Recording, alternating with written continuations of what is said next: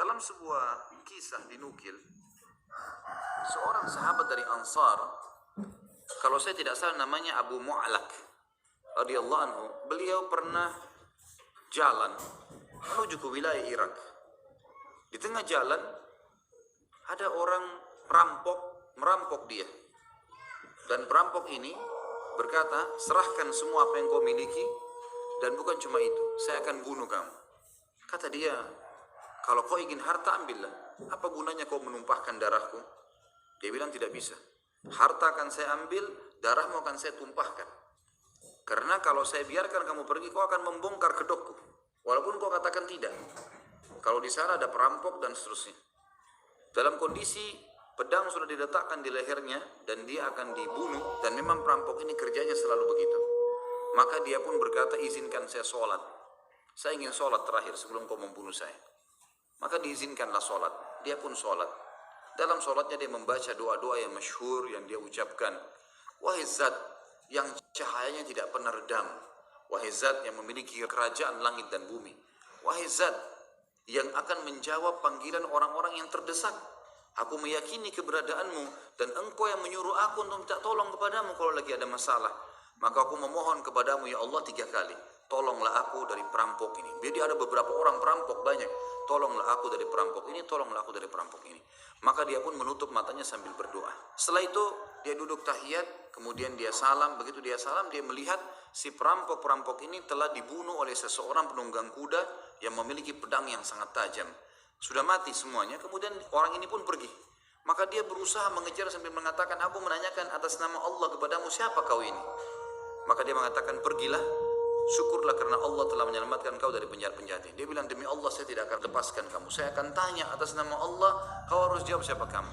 Maka orang itu pun mengatakan, saya pada saat pertama sekali kau mengucapkan doamu, maka sampailah doamu ke langit pertama. Dan Allah memberikan pilihan kepada malaikat siapa yang mau mengambil alih tentang pertolongan tersebut.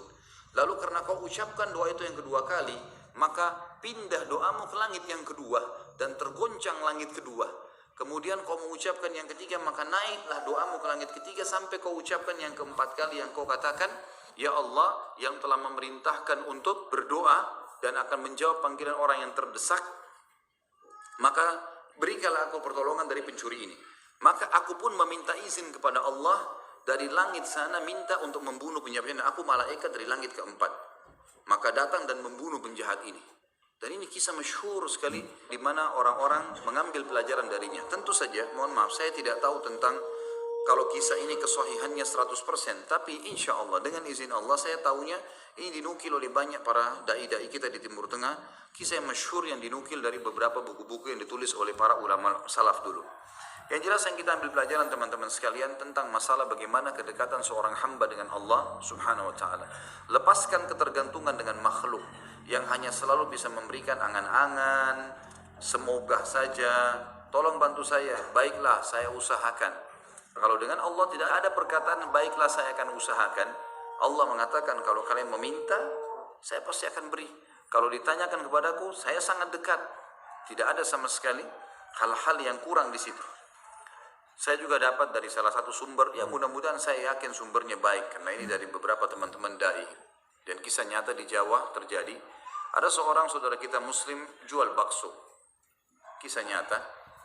Dan saya sekarang semenjak saya dapat kisah itu, saya sering sampaikan dalam pengajian. Menurut saya, Masya Allah, kisah yang perlu diangkat. Bakso ini tinggal di tengah sawah. Kemudian dia setiap hari keluar, ngangkat baksonya, lewatin sawah-sawah, sampai dapat di jalan raya desa, kemudian tunggu mobil angkot. Yang mobil angkot ini mungkin cuma lewat sekali dalam sehari, kemudian naik pergi ke desa, kemudian setelah menjual baru dia kembali lagi ke rumahnya. Setiap hari dia selalu berdoa sama Allah agar dimudahkan dan diberkahi, dan Allah kabulkan, dikasih terus.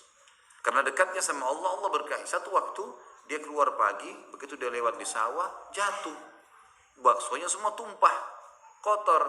Mobil yang lewat tidak bisa nunggu lama, pergi. Lalu dia menggerutu, kenapa ya Allah, hari ini lalu saya mau beri makan apa keluarga saya. Kita bayangkan kalau di posisi orang ini memang sudah buat dagangan, sudah rapi, tinggal dijual, terus kemudian jatuh, tumpah. Dengan hikmah Allah jatuh begitu saja. Maka dia sempat gerutu, lalu dia pulang ke rumahnya. Dia ceritakan sama istrinya masalah ini. Kemudian istrinya pun bilang sabarlah. Ternyata 2 jam kemudian setelah itu dia sudah tidak bisa pergi. Tetangganya datang dan mengatakan, "Hai fulan, kau tidak jadi pergi naik mobil." Dia bilang, "Iya, tidak jadi." Ceritanya begini tadi. Dia bilang, "Kau mestinya bersyukur sama Allah. Karena mobil tadi yang kau mau naikin itu, baru saya dapat berita jatuh di jurang semuanya mati. Satu mobil semuanya mati, dari supir sampai semua penumpangnya. Yang tadinya dia gerutu, sekarang dia bilang Alhamdulillah. Tinggal sekarang baksonya yang rusak." Subhanallah, pada saat itu juga setelah dia bertobat kepada Allah, "Ya Allah, ampuni saya karena saya tidak tahu tentang hikmah yang tersembunyi." Kembalikan urusan sama Allah. Yang terjadi apa? Ada peternak bebek yang datang. Peternak bebek ini teman-teman sekalian, memang dia dengar di situ ada penjual bakso dan dia butuh bakso bukan yang baru, bukan untuk manusia, bakso yang sudah jatuh rusak, dikasih bebeknya, dibeli semua bakso itu. Selesai nggak urusannya? Sederhana, subhanallah, orang kalau patuh pada Allah mudah sekali. Ada seorang pengusaha di Jerman juga begitu kemarin kisahnya. Dia mau meeting di Perancis, penting sekali.